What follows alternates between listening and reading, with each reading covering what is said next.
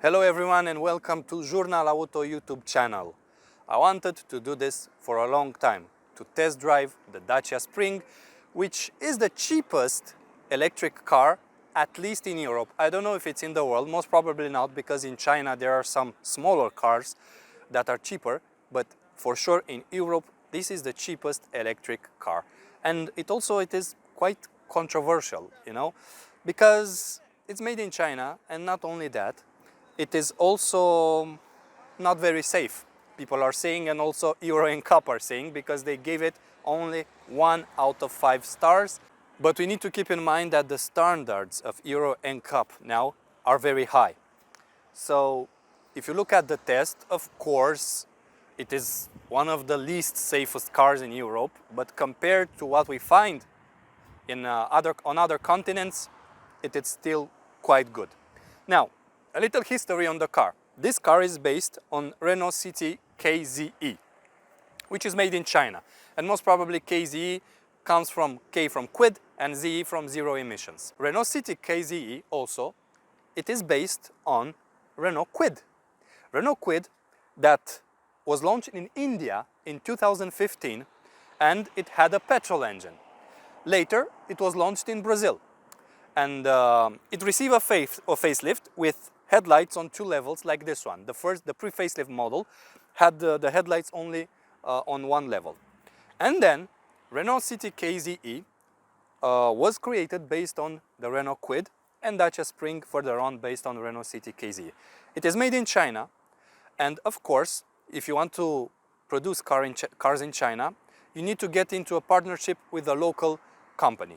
In this case, the Renault Nissan Mitsubishi Alliance made a partnership with Dongfeng.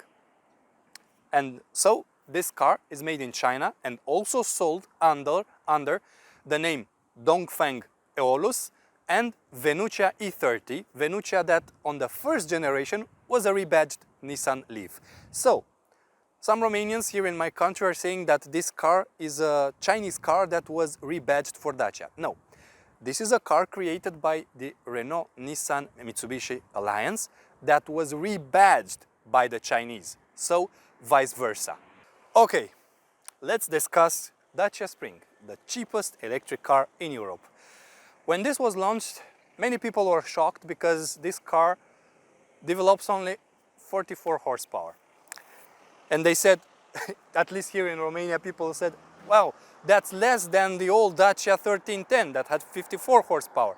Yes, they seem to be very few horsepower, but the torque is around 125 Newton meters power of torque. And imagine that my Volkswagen 1.4 petrol has 124 Newton meters power of torque, and this one has 125. So we need to keep in mind that this car was made to be used in the city and maybe somewhere around on the outskirts of the city. And for this thing, 44 horsepower are more than enough.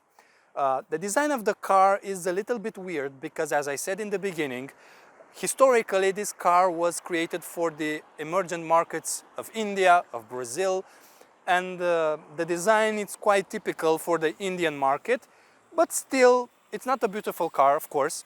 Don't get me wrong, it's not a beautiful car at all, but for the cheapest electric car in Europe, it is what it is. I don't like this new trend with the headlights on 2 levels. I hate it, and I saw it recently on the new BMW 5 Series also. I don't like it. I personally don't like it. I don't like it on Hyundai, that they made it. The pre-facelift version had the headlights only on 1 level, but these ones are on 2 levels. Here it is the running daylight, which is LED. Here we also have the turn signal, which is a normal light bulb. And down here we have the headlights, the low beam and the high beam, and both of them are halogen lights. So nothing LED, because everything needs to be as simple as possible. And you know, usually electric cars are very simple if we talk about their construction. But this car, it's even simpler than the simplicity that the electric cars already have. We have here only one wiper on the windscreen. Of course, this is cost cutting, but in the same time, keep in mind that this car, it's only 1 meter and 58 centimeters wide. So this car is very narrow, and being so narrow, you don't really need two wipers. One, it's more than enough. I see that this one goes around here. So of course there is still some a part in the windscreen that is not being washed, but it's okay. It's visible. Here in the front, we have the charging port. In just a minute, I will show it to you. And it's open. This is the charging port. I like it how they put it here. Nothing special here, nothing to impress you, but I like that they put this rubber wire to keep them. For a car that is low cost, it's something. See? Put it here, and click. And that's all. And now I will also open the hood to see what we have here before continuing with the design of the car. So, I am opening the hood. Let me find, here it is. So, no struts, even if in the past Dacia had them. So we have only this metal stick, cost cutting, but this happens also on the 8th generation Volkswagen Golf. Of course, Volkswagen said, oh no, there are no hydraulic struts anymore because there was something related to safety and blah blah. I personally don't believe that. It's cost cutting, even for Volkswagen. Here we have the dynamic components, and the engine is somewhere down there. Why they put everything here? Well, because, as I said, this car is based on the Renault Kwid, which was created at the first time as an ICE car, so a car with internal combustion engine. So of course, that car had the engine here, but now being transformed, of course, Dacia Spring being its brother, and transformed in an electric car, they put the dynamic components here, and this is the battery. You saw Renault Nissan, 50 amperes. This is the battery, and if you look around here, you will see a lot of Chinese characters. So, of course, because it's made in China. And just look here, if we can see here, it says Kwid EV. So Kwid electric vehicle. Here it's Renault Nissan, here is Hangzhou EV Tech. So it's a Chinese company. As I said, because this car is made by Renault Nissan in a joint venture with Dongfeng. And I will put the microphone here. Let's hear the sound when you close the hood. But before that, look, I don't know what they put this for insulation, because the car is not noisy at all in the city, but it's welcome. Let us hear it. On the side, you can clearly see that this is an A-class segment in Europe car. So it's a city car. In UK, we have the Super Mini, which is the B segment. I don't know how it's called in the UK, the A segment. So it's a very small car. It has only 3.73 meters in length. It's quite tall. I think it has around 18 centimeters ground clearance. The wheels are quite narrow, so they have only 165 in width. And here we have 14-inch, not alloy wheels, steel wheels with plastic coverings. But what I like is that at least we have the turn signals in the mirror. And I borrowed this car from Spark. If you come in Romania, and they also have in other countries in Europe, if you come in Romania, you can use them to rent electric cars to move around the city. Here we have a sticker. So this one here, don't imagine that it's something like a rubber bumper like in the Citroën. No, it's only a sticker. It says electric in blue. And here we also have this this theme of using blue, and you will see it inside also. On the back, the car looks a little bit better than in the front. Of course, if we do not take into consideration that the wheels are very narrow and it's not aesthetic at all. Here you have the fog light, and then you see there are no LED tail lights at all. It is normal bulb light. This design in the tail lights, it's for the it is created for the cars that were sold to car sharing companies like Spark. When you buy the car for yourself, for example, you have a different design with that Y theme that is being used on the current models of Dacia, it's called in Romanian. Here we have the camera for reversing, and if you want to open the hood, you have, it's not a real button, you put it here, but in the same time you see you need to do like this. And here we have a surprise, because for an A-segment car, the boot is very big, 290 liters, but otherwise nothing special here. There is room for a spare wheel, and compared to other Dacia models, here we still have paint. In other Dacia models, we were seeing, like in the Logan or the Sandero and so on, we were seeing that these areas were not being painted, but here it is painted. So you see, nothing clever in the trunk, nothing special, only a flat trunk, but at least it's big. Otherwise, you see here, not covered. We have here empty metal, nothing covered. And if we close it, no, it sounds quite good. Here we have spring, electric. But it's a car that is 3 meters, as I said, 70 and 73 centimeters wide. We have a big boot.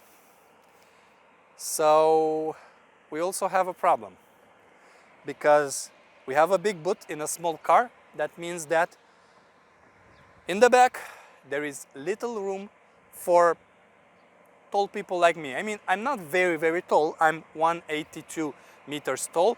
That's a little over 6 feet, I think, in UK. Correct me if I'm wrong. I'm using the metric system, so I don't know the inches, the feet, and so on very well. And if I want to get in, it's awful here. If I want to say that I'm feeling cramped here, cramped is a word that doesn't describe enough what I feel here. So it's awful. I feel like in a dungeon here. The front seat was put in my position, in my driving position, and you can see if someone was in the front, I'm hitting him with my knees, so I think I would do him or her a massage with my knees here. So it's very cramped, and the windows are very small. If you can see, they are very tiny. You see, hello, I'm here stuck inside. Please get me out of here. Yeah, that was kind of a joke, but still, it's very cramped inside, and I have little room for my head. There is around 2 fingers, but if I want to stay here like that, there is no room anymore. I'm hitting the ceiling. Here, of course, we have hard plastic. At least compared to the Ford Dacia models, the electric powered windows, the button, it's on the door and not on the center console here in the mid tunnel. But sadly, on the back we have no pockets. And you see this again, this blue theme. This is quite nice. Yeah, it's cute. It makes the things a little bit better. I will go here now on the back, on the other side, because I want to show you something. If you want to get inside and you are taller, you need to put someone in the front that is a little bit shorter. For example, you see, the right seat, the passenger seat, is pushed to the front. I'm getting inside, and it's a lot better, at least when we talk about knee room, because of course the windows are still very small, the headroom it's still the same almost, but at least I have more knee room. But in the same time, I will keep the seat as it is, and if I want to get inside, I cannot. See? So if you want to take 4 big people in this car, forget it. Whether you put some short people in the front and taller people in the back, or taller people in the front and short ones in the back, but the short ones, they will feel cramped inside. So I think it would be better to put the short people in the front and the taller ones in the back. I will go now in the front to see how this car looks in the front. Well, here the situation is better, not a lot better, but better. These are the seats. I think this is not real leather, natural leather, but an imitation. They are nice. They have quite a good support. You feel quite good in it, but what I don't like is that the headrest is integrated in the chair, of course, for cost cutting. So the headrest isn't integrated in the chair, and that means that people in the back have less visibility to the front. This is not very good. Of course, hard plastic everywhere, absolutely everywhere. This blue theme, again, very nice. And we have here some shiny black plastic, which again, it's very nice. And this is the multimedia system, but I think I need to turn on the car. Just a little, just wait a little. This is the key of the car, by the way. This is not, I mean, this has been painted here. It's not a real, it's rubber. The Dacia badge and a normal key. And then and this is how we start the car. Voila, and now the car is turned on. The infotainment system is very simple. It's what you know on the previous Dacia models. Of course, it was made a little bit better, but you have free, without any cost, Android Auto and Apple CarPlay, which is nice. See, radio, nothing special, go home, media, it responds quite well. See, it responds quite well. Back, navigation, settings, yeah, it's okay. And if you want, you have the rear camera. We put it in reverse. Let's see. The visibility is not very good, but still it helps you. It's useful and it's there, you know, it's something. Okay, I will close it because I don't need it. I don't know. Okay. Now, on the center console, you have only a few buttons. Everything is simple, like these buttons were taken out of the 90s directly. Even this button that helps to recirculate the air, it's manual. So it's not a button anymore, it's like in the 90s. But you still have air conditioning and the defrost button, and of course the normal button for to decide for you where to flow the air. Here in the center console, we have a huge storage space. You can take here, I think, half of your kitchen and put it there. I like it. And this is the ESP system button to put it off. On the other side, here we have the buttons for the electric powered mirrors. That's nice, but the headlights, it's very manual and mechanical. Here we have a button to block the windows and to deactivate the parking sensors. And if we start the car, you see, it's very simple. We have only a small screen that is black and white. And we also have, as you see, eco green to drive eco. When it goes in charge mode, when you brake, that means that it recovers energy, but don't imagine that it recovers too much. And in the power, when it's on red, of course, you have full power, but of course the autonomy will drop. We are now driving the Dacia Spring. I was looking for the stick to change the gears. There is no such thing. So you hear there is a noise until 30 kilometers per hour, I think, that it sounds like a spaceship. I still have 59% battery, 110 kilometers, so the autonomy is around 230 kilometers. Dacia says that in the city you can get up to 300 kilometers, but I don't believe it. The battery is only 27 kilowatt hour. One thing that I notice it when I'm driving the car, I told you when we talked about its design that it's narrow. You feel it inside that it's narrow. It's indeed very narrow. So if you have another person next to you that it's quite tall, you will feel its shoulder next to you. Sadly, as I said, the chair, you cannot adjust it on height, so you get it just as it is. And because I am tall, my view is somewhere around here. So I'm feeling it very cramped inside.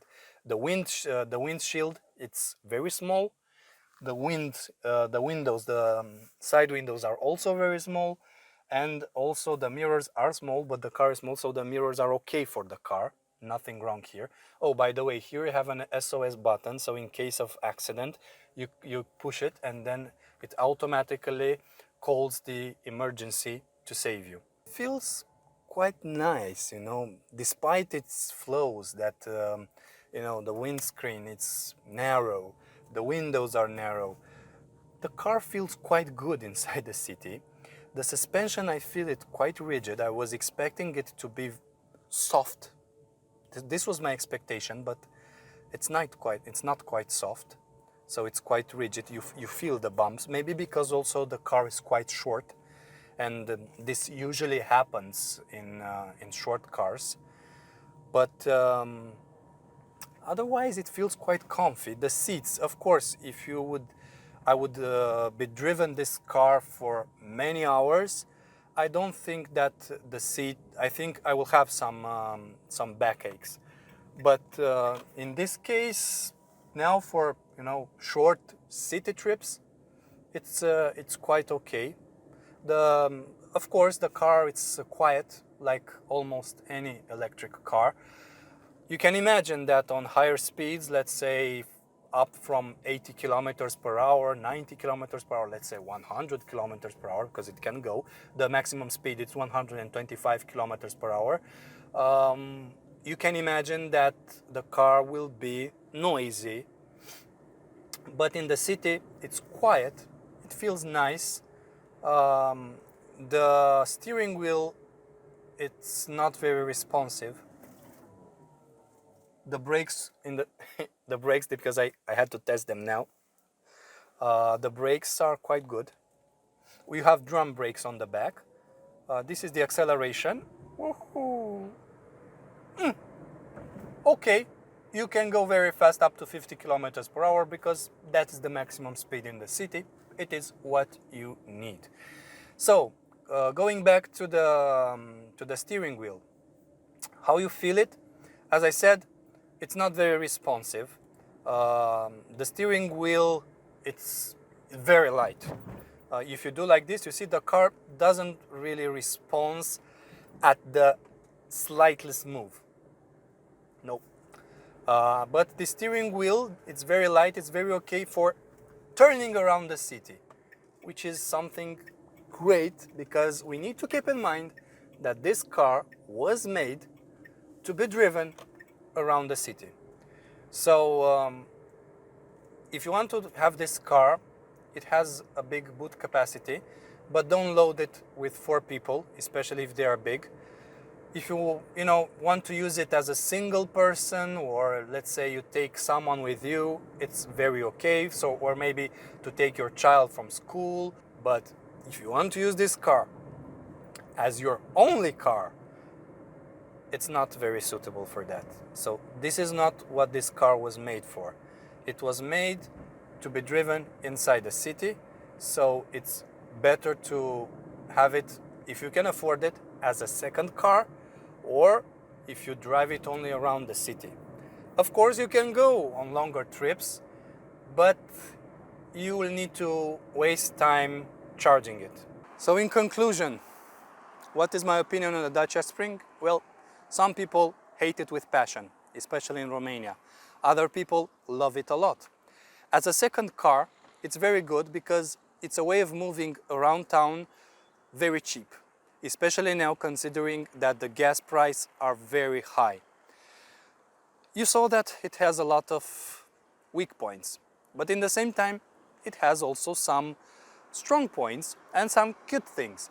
And if you spend a lot of time with it, I think you will get to like it and maybe even love it, because it's not only cheap to buy it, but it's also cheap to run. Of course, cheap to buy if you receive incentive, which in Romania it's 10,000 euros, which is a lot, and I do not agree with these incentives because it doesn't help people that cannot afford the car to buy an electric car, but it helps people that already have a car or more than one car to buy another one.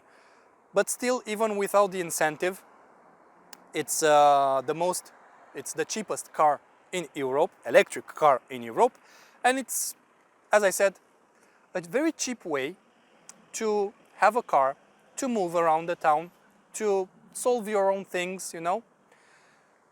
Very, very cheap. This is the word. I repeat it. Cheap. So, it is feeling cheap, it is cheap to buy, it is cheap to run. It is cheap. The Dacia Spring. Cheap.